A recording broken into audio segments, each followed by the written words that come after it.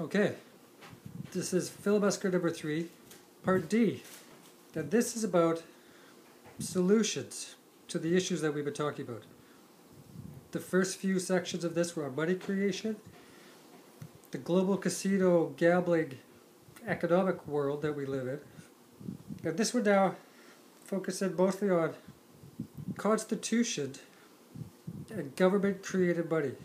Because as we were saying in the section on how money is created, government gives the right to create money.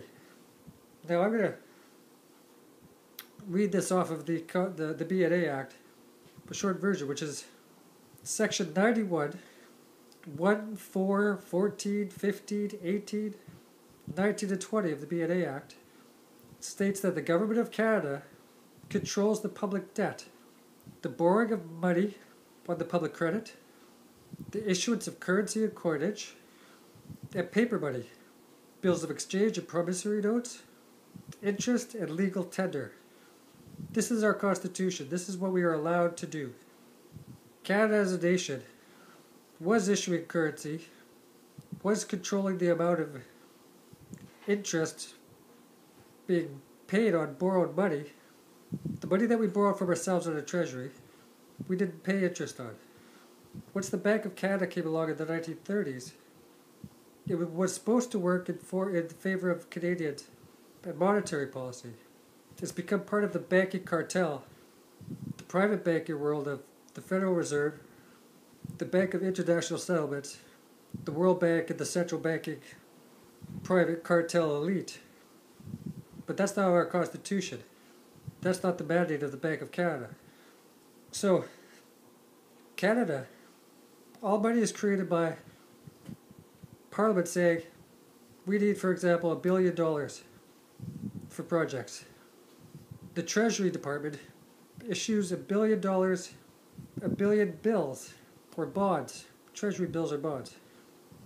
Then that can be spent directly into circulation, which is how it's supposed to be done, or it gets floated on open markets where banks and other nations can buy this up, charge interest, but then we start paying them on that debt. We don't need to do that. Because only 3% of money is actually created by the government anymore, the other 90% is all money as debt. This is why we have a $500 billion plus debt, national debt, that's $450 billion or 90% interest payable to the private banking cartels. Now, that national debt ranges between 550 and 500. That's why these numbers are varying a little bit as I'm speaking about them. The ultimate issue is 90% of this debt is interest. That's usury, it's criminal, but it's unpayable. Interest money has to be created outside of principal. There's never enough money in the world to pay off the interest. So someone will always collapse. Somebody will always have to be forfeit because there isn't enough money in the world to pay for this kind of interest debt, or the fractional reserve debt as we were talking about. But let me read you a quote by former Prime Minister Mackenzie King back in the late 1930s. Until the control of the issue of currency and credit is restored to government and recognized as its most conspicuous but sacred responsibility, all talk of the sovereignty of Parliament and the freedom of democracy is idle and futile.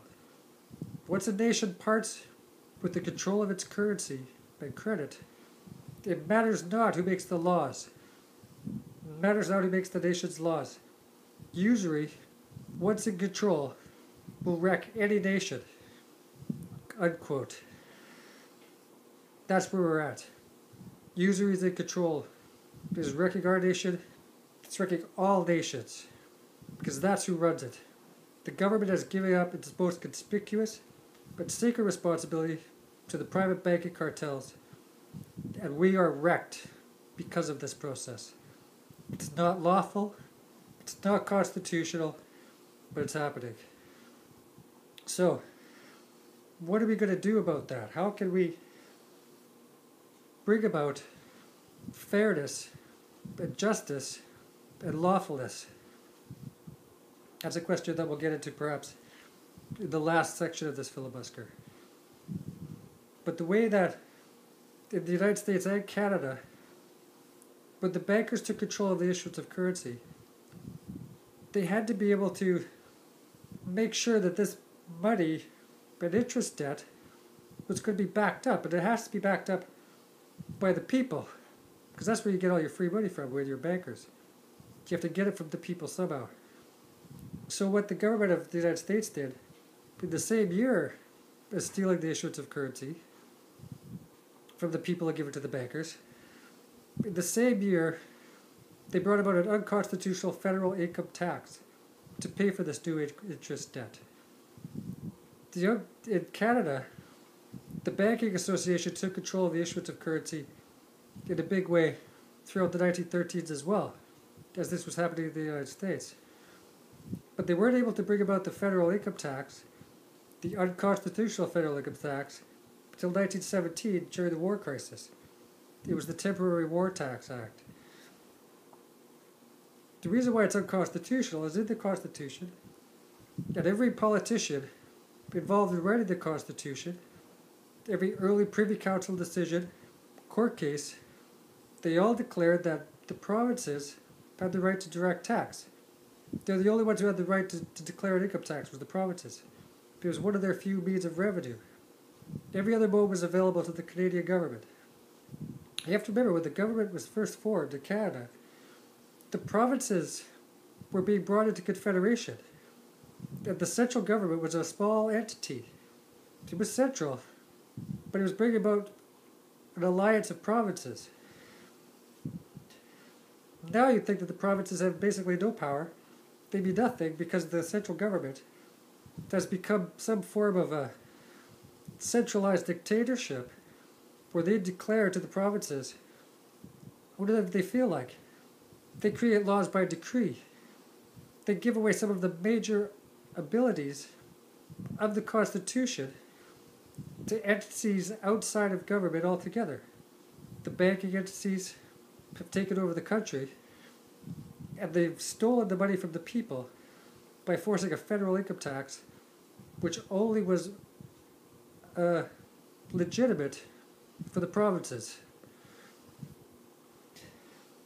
Most of the federal income tax goes to pay the national debt interest. It doesn't go to real programs. It doesn't go to better our country. And if we didn't have this faked up interest usury debt, fractional reserve interest usury debt, we wouldn't need a fake, unconstitutional federal income tax either. If we had our own government issuing currency directly, you wouldn't have an interest debt. Then you wouldn't need the faked up, unconstitutional, illegal federal income tax. Provinces would return to the right that they had originally, which was to do a direct tax, should they need that kind of revenue. Now, government created money is the solution. The Constitution decrees it. That's the direction that we can get out of this interest central banking cartel. It's what the Constitution demands. It's what we should be heading back to. Because it'll save Canada as a sovereign nation.